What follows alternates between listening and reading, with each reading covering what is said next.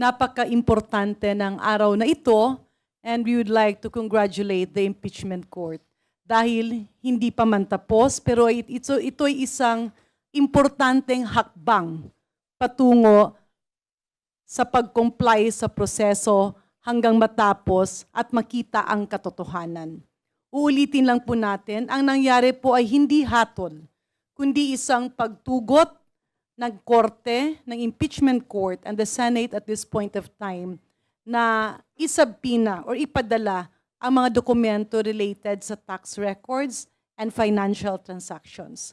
Ang buot ingno niini magsugod na nga abrihan, tanawon, unya debatihan kung kini ba relevant, importante ba o dili, and matumbok kung naa ba ni siya relation sa Article 2 which actually deals with confidential fund.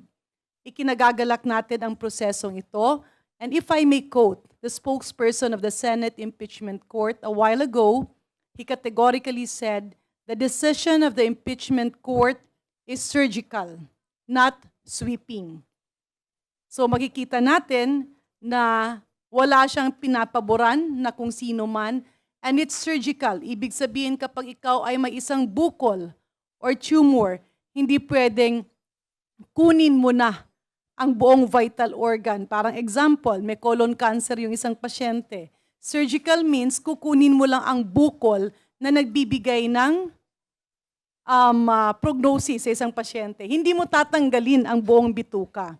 And what the Senate is saying is that they allowed the subpoena of documents, pero irerespeto pa rin ang kahalagahan ng ibang papel na hindi dapat buksan.